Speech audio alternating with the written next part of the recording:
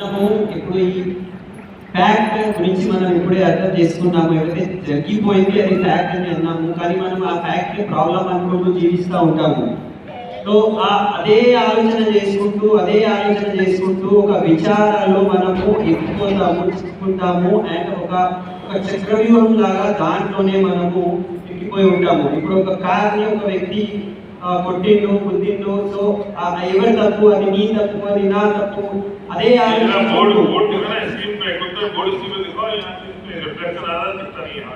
So అదే ఆలోచించుకుంటూ మనము అదే మాటల్లో విచారంలో ఉంటున్నాము. విచారంలో ఉండి ఉండి ఉండి ఏం చేస్తున్నాము అంటే ఒక స్టోరీ క్రియేట్ చేస్తాము.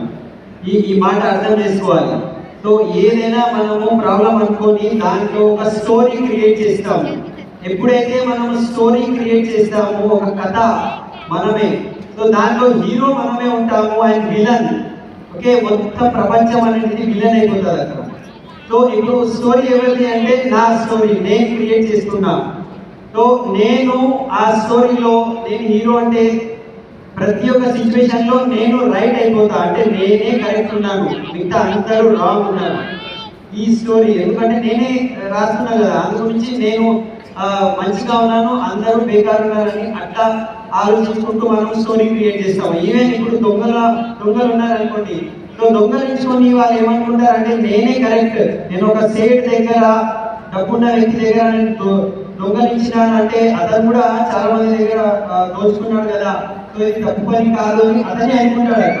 ఇప్పుడు ఎవరైతే ఉగ్రవాదులు ఉంటారు, సో వాళ్ళు కూడా ఏమనుకుంటారంటే నేనే రైట్ అని అనుకుంటారు, ఎందుకంటే వాళ్ళే స్టోరీ క్రియేట్ చేసుకున్నారు.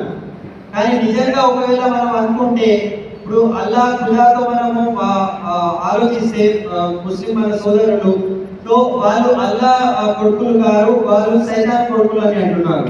అంటే ఇక్కడ ఒక మాట ఏమర్థం చేసుకోవాలంటే మనము ఒక స్టోరీ క్రియేట్ చేసుకొని నేనే రైట్ ఉన్నాను, మిగతా అందరూ బేకారు ఉన్నారని అనుకుంటాను. ఇప్పుడు ఒక సైకిల్ తొక్కే వ్యక్తి మర్సిడీస్ పోతుందంటే మర్సిడీస్ ఎందుకు మనకు, దాంతో అసలు పెద్దగా ఏముంటుందని, సైకిలే బాగుంటుంది, మంచిగా మనము ఎక్సర్సైజ్ అయిపోతుంది, మంచిగా చల్లగాలి మనము ఇట్లా చేసుకుంటూ పోతుంది, ఆరోగ్యం బాగుంటుంది అని మనం అనుకుంటాము. అంటే ఏవైతే ఉన్నది అదే రైట్ అని అనుకుంటాము.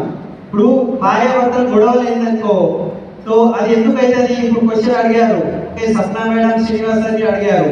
సో వాళ్ళు నువ్వు రాంగ్ అని మనం వేరే వ్యక్తి మీద ఆరోపణ చేసుకుంటూ ఉంటాము. నా భార్య బరాబర్ లేదు, భార్య అంటది నా భర్త బరాబర్ లేదు. సో కానీ ఫ్యాక్ట్ ని వాళ్ళు అర్థం చేసుకుంటలేరు, ఫ్యాక్ట్ ని వాళ్ళు ప్రాబ్లం లెక్క చూసుకుంటున్నారు. సో ఆ విచారాల యొక్క చక్రవ్యూహంలో ఎక్కిపోతారు. సో ఆ సమయంలో పిల్లలు కూడా చూస్తారు, ఓకే నువ్వు రాంగ్ అంటే మీరు ఇద్దరు రాంగ్, మేము బరాబర్ అని పిల్లలు ఒక స్టోరీ క్రియేట్ చేసుకుంటారు. ఓకే, సో ఒక యాక్సిడెంట్ అయింది అంటే తప్పు ఎవరిది, అది నీదా నాది అని అక్కడ గొడవ చేసుకుంటూ కొట్లాట చేసుకోవడం కన్నా అది ఫ్యాక్ట్ అనేది అర్థం చేసుకోవాలి. కానీ ఫ్యాక్ట్ అర్థం చేసుకోకుండా మనం ఏం చేస్తాము, స్టోరీ క్రియేట్ చేసి నేనే రైట్ నువ్వు రాంగ్ అని అంటాము. ఇప్పుడు 1380 చాప్టర్స్ సార్ ఒక పుస్తకం రాసినారు.